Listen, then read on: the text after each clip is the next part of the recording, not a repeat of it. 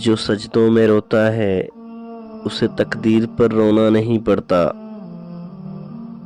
خدا کی راہ میں کوشش کرو اور کبھی پیچھے نہ ہٹو، کیونکہ خدا نے تم سے کوشش مانگی ہے، نتیجہ نہیں۔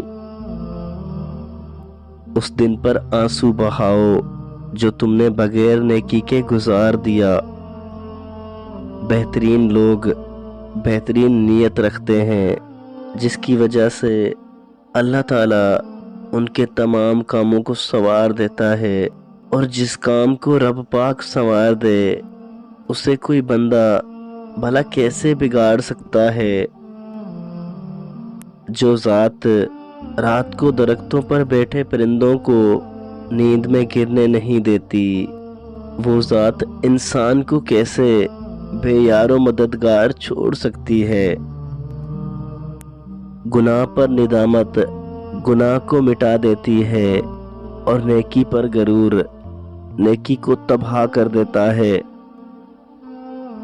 باپ کے سامنے اونچا نہ بولنا، ورنہ اللہ پاک تم کو نیچا کر دے گا۔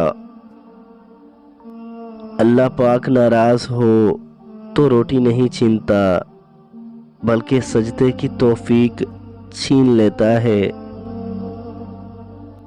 جہاں سے ہماری سوچ ختم ہوتی ہے، ٹھیک وہاں سے اللہ پاک کا فیصلہ شروع ہو جاتا ہے۔ جو کسی کا برا نہیں چاہتے ان کے ساتھ کوئی برا نہیں کر سکتا، یہ میرے پاک رب کا وعدہ ہے۔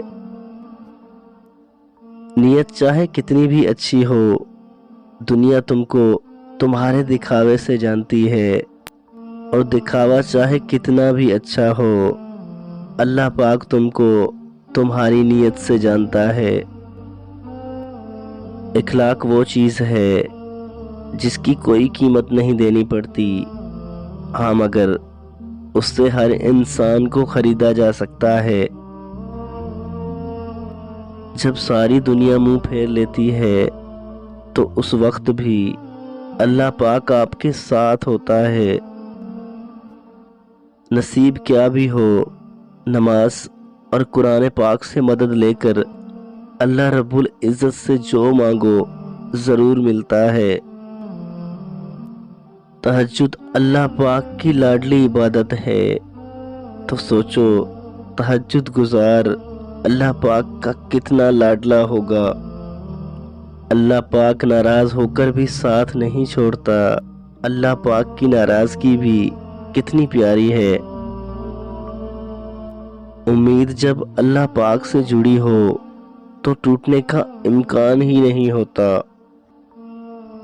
ہاتھ کی لکیروں پہ نہیں بلکہ ہاتھ بنانے والے اس پاک رب پہ یقین ہونا چاہیے۔ کل کی فکر مت کرو، جس رب نے آج تک سنبھال لیا ہے وہ آگے بھی سنبھال ہی لے گا۔ بڑھاپے کے آثار آنے لگے تو مچھلی کھاؤ، زیتون کا تیل استعمال کرو اور انار کا جوس پیو۔ جس نے سکھ میں شکر ادا کیا اس نے دکھ میں رب کو بہت قریب پایا۔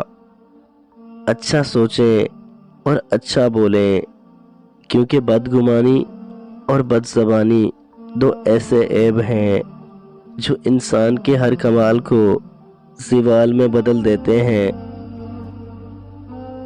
کبھی بھی کسی کو نیچی نظر سے مت دیکھو، کیونکہ تمہاری جو حیثیت ہے یہ تمہاری قابلیت نہیں بلکہ اللہ پاک کا تم پہ کرم ہے۔ مشکل وقت میں دوسروں کے کام آیا کرو، کیونکہ مشکل وقت سب پر آتا ہے، کسی کا صبر دیکھنے کے لیے اور کسی کا ظرف۔